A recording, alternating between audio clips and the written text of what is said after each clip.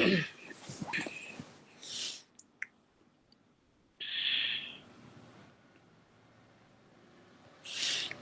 bismillahirrahmanirrahim. Assalamualaikum warahmatullahi wabarakatuh. Oke, anak-anak, eee, di sini Pak Budi mau, menjelaskan materi atau dari video yang terakhir ya ini ya, tentang sifat koligatif larutan. Judulnya adalah sifat koligatif larutan elektrolit. Nah, kalau kita perhatikan anak-anak, di sini, yuk kita nanti cari tahu dan kita simpulkan sendiri lewat data hasil percobaan ya, karena Pak Budi maunya tidak secara gamblang gitu ya, apa itu SKL elektrolit, tapi Pak Budi mau kita nanti menyimpulkan sendiri ya. Di sini anak-anak, Pak Budi punya data percobaan ya, di mana Bapak punya urea yang konsentrasinya 0,1, 0,2, sama 0,3 dengan titik didihnya itu 102, 104, sama 106 ya. Nah, anak-anak di sini apa namanya? Ketika Pak Budi punya larutan ini kan sama-sama urea ya, tapi dengan konsentrasi yang berbeda ya kan. Segini, segini, sama segini. Nah, tapi anak-anak sekarang di sini Pak Budi punya larutan yang konsentrasinya sama-sama 0,1 tapi dia berbeda kayak gitu ya. Nah, contoh misalnya nih, urea 0,1 molal. Allah ya Allah. Sebentar. Titik didihnya itu adalah 102 derajat Celcius. Tapi anak-anak, kalau kita ngomongin NaCl, itu titik didihnya adalah 104. Bentar, Pak Budi minum dulu ya.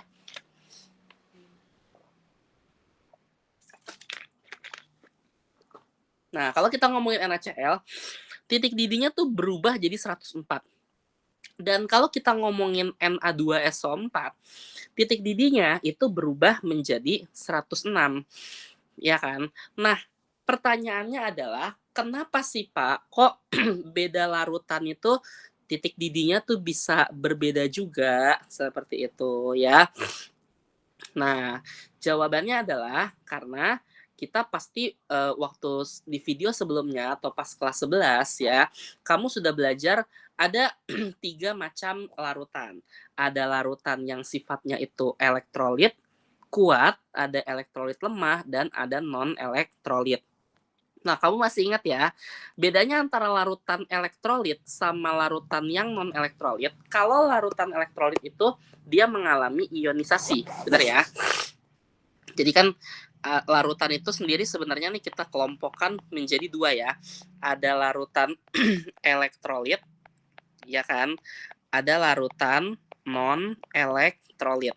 Nah, kalau misalnya larutan elektrolit, anak-anak, dia itu mengalami ionisasi, seperti itu ya. Oke, nah, kalau larutan non-elektrolit berarti dia tidak mengalami ionisasi, seperti itu ya. Nah, sekarang di sini sebagai perbandingan, Pak Budi mau punya urea NaCl sama Na2SO4 ya, contohnya ya. Pak Budi punya urea itu adalah sebuah CONH2 dalam kurung 2 kali seperti ini ya. Kemudian di sini Bapak punya sebuah NaCl ya, sama Bapak punya Na2SO4. Nah, anak-anak di sini kita bisa mengetahui siapa yang larutan elektrolit, siapa yang larutan non-elektrolit ya. Kalau kamu tidak hafal, ya larutan elektrolit itu sendiri konsepnya ya cuma ada 3 ya. Kalau enggak dia itu sebuah asam, kalau enggak sebuah basa, atau dia merupakan sebuah garam. Ya cuma 3 doang konsepnya, ya enggak? Nah, kita tahu bahwa urea itu bukan merupakan asam, bukan merupakan basa, dan bukan merupakan garam. Sehingga di sini urea dia tidak mengalami reaksi ionisasi ya. Dan anak-anak, NaCl itu adalah sebuah garam di mana dia bisa mengalami ionisasi menjadi ion Na+ dan ion Cl- ya. Nah, jadi anak-anak, kalau misalnya Na2SO4 dia juga bisa mengalami ionisasi menjadi 2Na+ ya berarti ya, 2Na+ sama SO4 2-. Jadi anak-anak, konsepnya seperti ini. Kalau urea, dia itu cuman sebuah molekul yang tidak terpecahkan, ya, tidak mengion kayak gitu. Sehingga anak-anak, ketika urea itu memiliki konsentrasi 0,1 molar, ya maka ya sudah dia akan tetap memiliki konsentrasi 0,1 molar. Tapi kalau NaCl gitu ya, yang awalnya dia itu adalah satu kesatuan, ya enggak, meskipun ini berbeda ya, tapi dia nanti pecah jadi 2 ion, jadi ion Na plus, ya enggak, sama ion Cl min, seperti itu.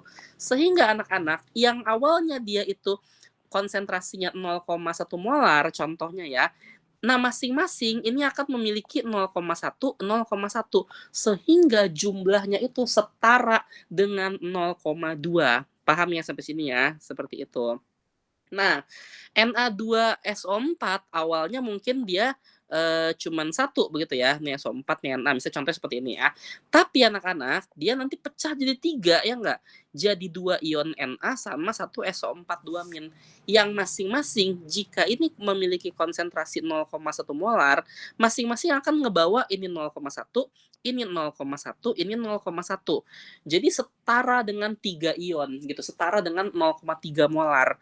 Seperti itu. Paham ya anak-anak sekalian ya sampai sini ya, kayak gitu. Jadi di sini anak-anak ada sebuah faktor ya yang menyebabkan kenapa pada akhirnya dia itu titik didihnya tadi bisa berubah ya kan? Karena adanya disebut dengan faktor ion kalau bahasa Pak Budinya ya. Nah, faktor ion ini dikemukakan oleh seorang ilmuwan yang bernama Van Hoff. Bapak lupa lagi nama panjangnya siapa.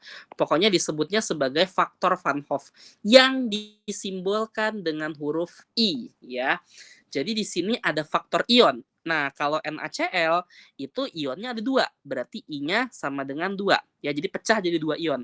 Tapi kalau Na2SO4 dia pecah jadi 3 ion, berarti I-nya sama dengan 3 seperti itu. Paham ya anak-anak sekalian ya?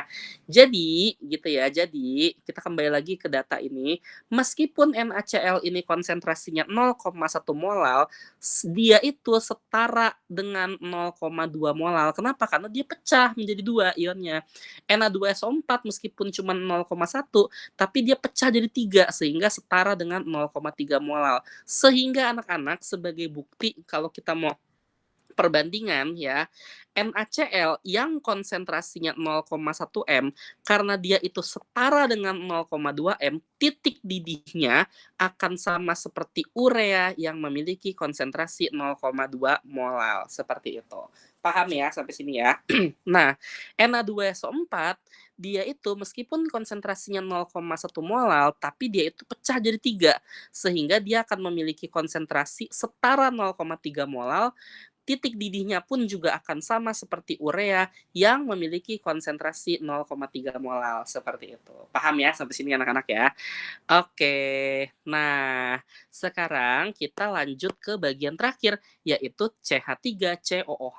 Nah, CH3COOH itu kalau kita ionkan sama kita anak-anak itu akan menjadi ion CH3COO- ya dan ion H+. Di mana ion CH3CO- dan ion H+ ini setara dengan 2 ion, ya enggak? Berarti anak-anak I-nya itu sama dengan 2, ya enggak? Secara logika tuh I-nya sama dengan 2. Berarti di sini seharusnya CH3COH itu sama seperti NaCl. Bener ya? Kayak gitu. Karena dia pecah jadi 2 ion. Tapi kenapa di sini memiliki titik didih yang berbeda? Ada yang 104, ada yang 103. Nah, ini muncullah pertanyaan gitu ya. Kenapa bisa muncul titik didih yang berbeda? Ini mungkin sebenarnya ada komanya di belakangnya, cuman Pak Budi ambil bulatnya aja seperti itu. Nah, jawabannya adalah karena kita sudah belajar juga pas kelas 11 bahwa yang namanya larutan elektrolit itu akan terbagi menjadi 2. Ada elektrolit kuat dan ada elektrolit lemah seperti itu. Di mana elektrolit kuat itu kita sudah pelajari konsepnya, dia akan mengalami ionisasi sempurna di dalam air ya. Tapi kalau lemah berarti dia itu ionisasinya hanya sebagian seperti itu. apa sih yang dimaksud dengan ionisasi sempurna dan ionisasi sebagian? Itu sebenarnya pernah Pak Budi jelasin ya. Contohnya misalnya kayak NaCl. NaCl itu kan mengalami ionisasi sempurna. Ini sebagai logika saja atau sebagai refresh aja ya, mestinya udah dipelajari nih materi ini nih. Misalnya di sini Pak Budi punya NaCl-nya ada 5 ya. Ini karena kita pakai teknologi, kita duplikat aja sama kita ya. 1, 2, 3, 4, 5. Jadi kita nggak usah capek-capek nulis. Nah, anak-anak, ketika NaCl ini dia mengion, ada 5 dan 1 mengion, maka semuanya pasti akan mengion. Jadi yang mengion tuh nggak cuma 1 gitu ya, tapi semuanya itu pasti mengion gitu ya. Berarti kalau NaCl-nya itu ada 1 juta ya, berarti 1 jutanya akan mengion semuanya. Inilah yang disebut dengan ionisasi sempurna. Dikatakan ionisasi sempurna itu alfanya sama dengan 1. Begitu ya. Tapi kalau kita punya CH3COOH, di mana CH3COOH-nya itu ada 5 misalnya. 2, 3, 4, 5 gitu ya.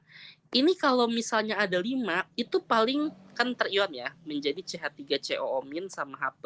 Tapi paling yang mengion itu enggak 5-5-nya. Paling yang mengion itu cuma 2 atau cuma 3 seperti itu. Contoh misalnya cuma 3 ya. Nah, bagaimana dengan yang 2 lagi Pak? Yang 2 ini ya dia tidak mengalami ionisasi atau tertinggal sebagai molekul.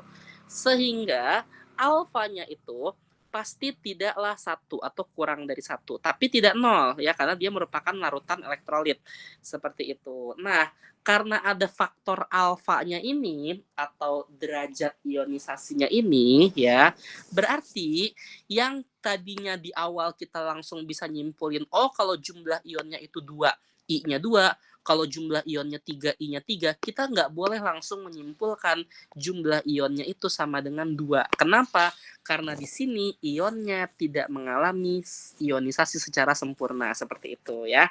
Nah, maka Van Hoff itu ngajarin cara menghitungnya kalau misalnya dia itu larutan elektrolit yang lemah ya, maka cara menghitung I-nya sama dengan 1 ditambah N dikurang 1 dikali alfa. Nah, alfanya itu derajat ionisasi, N-nya itu ya tadi jumlah ionnya. Seperti itu. Paham ya anak-anak sekalian ya sampai sini ya. Contoh misalnya nih ya. Dia ini cuman mengalami ionisasi example ya, example di sini. Example dia cuma mengalami ionisasi cuma 50% atau 60% deh ya, 60%. Ini kan dari 5 dia itu cuman terion 3 kan, berarti 60% ya. Nah, berarti I-nya itu kalau kita hitung sama kita jadi 1 ditambah jumlah ionnya ada berapa? Ada 2 ion, berarti 2 dikurang 1 dikali alfa. Alfanya adalah 60%, which is dia itu 0,6 ya enggak? Maka I-nya 1 ditambah 0,6 adalah 1,6 seperti itu ya. Nah, jadi anak-anak gitu ya, I-nya itu bukan 2 tapi 1,6. Meskipun ionnya ada 2, tapi I-nya itu tidak 2 ya. I-nya itu adalah 1,6. Itulah yang membuat perbedaan. Kenapa gitu ya? CH3COOH yang 0,2 molar meskipun sama-sama 2 ion ya kan di sini kan, tapi mengalami perbedaan titik didih seperti itu ya. Oke, nah itu konsep yang sangat penting ya untuk kita mempelajari sifat koligatif ke depannya. Sehingga anak-anak kalau di sini Pak Budi kumpulkan, kita memiliki 4 rumus sifat koligatif larutan. Ini kesimpulannya ya. 1, penurunan tekanan uap yaitu delta P. Delta P itu rumusnya adalah P1 dikali XT. Yang kedua adalah delta TB. Ini nanti kalau di buku-buku ada yang menyebutkan P0 ya, tapi sama aja. Pak Budi lebih senangnya P1 sama P2 gitu ya. Nah, delta TB itu adalah M dikali sama KB ya. Yang ketiga, delta TF. Delta TF itu adalah M dikali sama KF.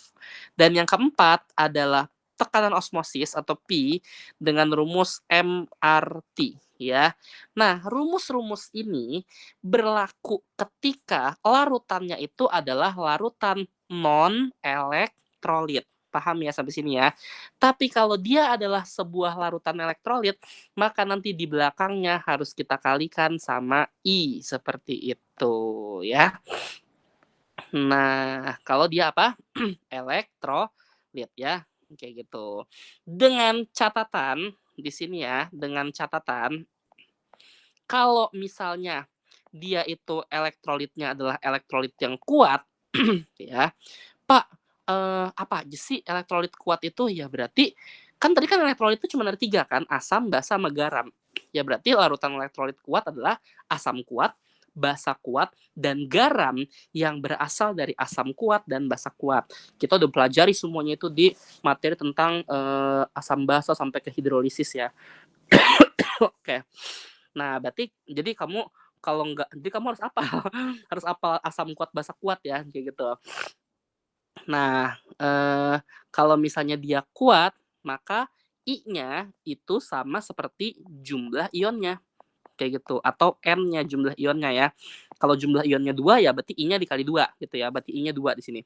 Nah, kalau misalnya dia lemah, I-nya itu nggak boleh langsung disimpulkan sama dengan jumlah ion, tapi harus kita hitung pakai 1 ditambah N-1 dikali alfa. Jadi sekarang anak-anak, yang sulitnya nggak sulit sih, sebenarnya gampang ya, tapi kita harus hati-hati ketika kita mengerjakan soal sifat koligatif larutan ya, apakah dia itu larutannya elektrolit atau larutannya non elektrolit.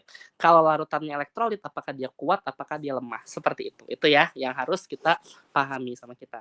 Sebagai contoh nih, misalnya nih, Pak Budi di sini contoh soal nomor 1 ya.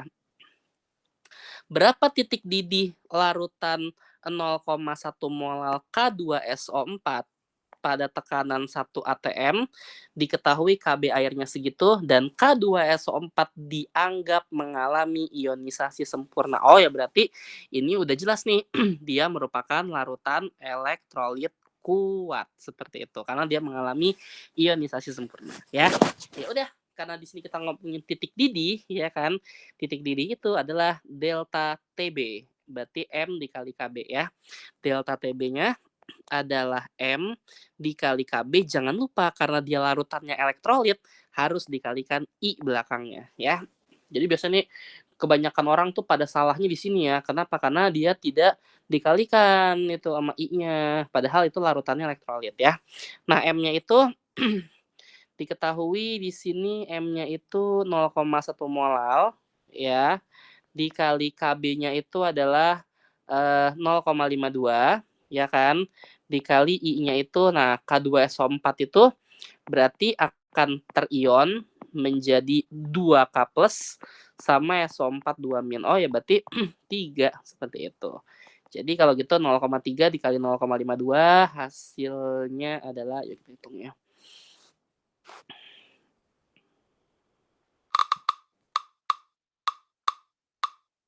Nah, 0,156 ya. 0,156. Nah, berapa titik didih larutannya? Ya kan kita tahu bahwa TB1-nya adalah air itu mendidih pada suhu 100 derajat Celcius.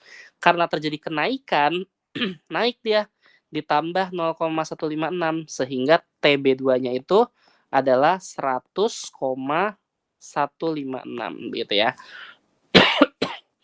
Oke, paham ya? Nah, Bapak rasa kamu nanti bisa mengerjakan soal nomor 2 ya.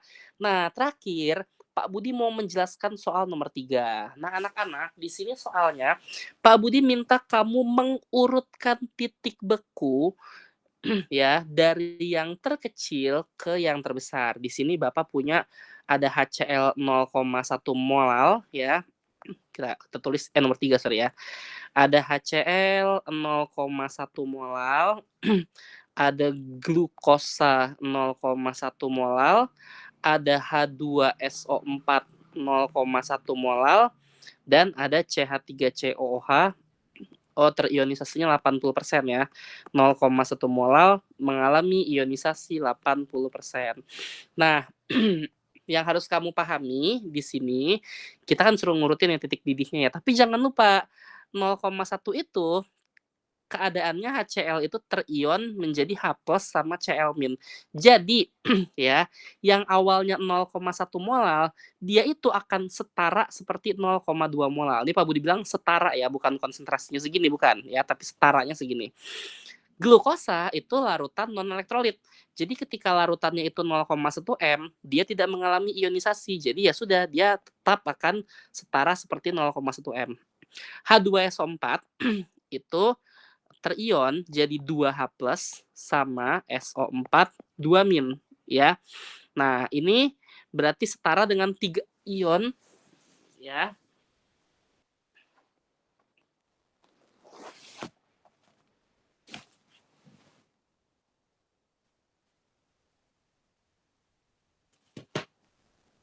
Ya, jadi dia akan setara dengan 3 ion ya. Sorry, ada gangguan teknis sedikit ya. Nah, berarti dia setara dengan 0,3 molal, bener ya. Dan yang terakhir CH3COH. Oh, yang ngomong-ngomong HCl itu asam kuat ya. Ini berarti elektrolit kuat, H2SO4 juga asam kuat, berarti elektrolit kuat. Nah, CH3COH itu lemah, apalagi di sini didukung dengan data dia cuma mengalami ionisasi 80%. Ya enggak, berarti di sini meskipun dia itu 2 ion ya enggak, jadi CH3COO- sama H+, tapi kita harus cari dulu I-nya ya. I-nya itu adalah 1 ditambah N-1 berarti 2 dikurang 1 dikali 0,8, 80%. Berarti 1 ditambah ya 0,8, berarti 1,8. Jadi konsentrasinya itu 0,1 tapi dikalikan sama 1,8, jadi setara dengan 0,18 molal, begitu ya. Nah, anak-anak, gini ya, ini yang paling penting kita harus paham dulu ini ya. Nah, sekarang anak-anak kita disuruh mengurutkan titik beku dari yang terkecil ke yang terbesar.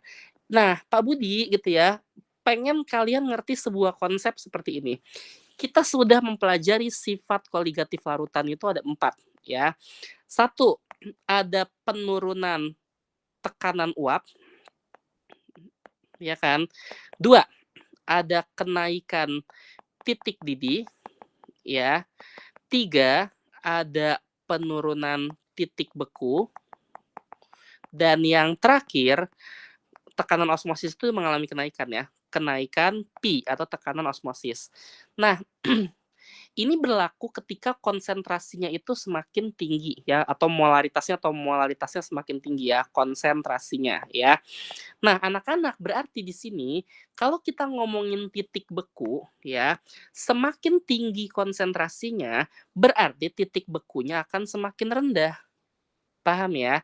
Nah, sehingga kalau kita itu disuruh mengurutkan titik beku ya dari yang paling tinggi ke yang paling rendah, ya berarti kebalikannya. Kita cari larutan yang konsentrasinya dari rendah sampai ke tinggi. Ya kenapa? Karena ini kebalikannya enggak. Kalau konsentrasinya tinggi, titik bekunya rendah. Berarti kebalikannya. Kalau kita mau nyari titik bekunya tinggi, carilah konsentrasi yang paling rendah. Siapa? Ya lihat aja dari yang Bapak kotak-kotakin 0,2, 0,1, 0,3, 0,18. Yang paling rendah adalah glukosa. Seperti itu ya. Jadi di sini glukosa itu akan memiliki titik didih yang paling tinggi. Kemudian berikutnya siapa? Ya CH3COOH seperti itu. Ya, jadi tergantung ya apa yang ditanya ya. Next berikutnya siapa? Ya HCl. Ya. Oke, next berikutnya siapa? Si H2SO4. Tapi nanti kalau Bapak tanya misalnya tekanan osmosis atau Pi, nah tekanan osmosis ini kalau dia konsentrasinya tinggi, ya dia akan memiliki tekanan osmosis yang tinggi juga. Berarti kalau kita disuruh ngurutin yang dari tekanan osmosisnya paling tinggi, ya kita tinggal melihat yang konsentrasinya paling tinggi kayak gitu. Ngerti ya? Ya berarti kalau kita balik sama kita urutannya ya berarti H2SO4 dulu ya kan. Kemudian HCl, kemudian CH3COOH, yang terakhir adalah glukosa seperti itu. Oke, bisa dipahami ya? Sip, semoga kamu mengerti dengan materi yang Pak Budi sampaikan pada video kali ini ya. Nah, Bapak punya PR di rumah. Nih, silakan kamu kerjakan bagian E. Ada 3 soal ya. Nah, untuk nomor 3 Bapak ganti ya, urutkanlah tekanan uap dan tekanan osmosis ya, dari yang terendah ke yang tertinggi. Oke, silakan kamu screenshot, dan jika ada pertanyaan silakan boleh menghubungi Pak Budi. Kurang lebihnya Bapak mohon maaf. Wabillahi taufiq wal hidayah. Assalamualaikum warahmatullahi wabarakatuh.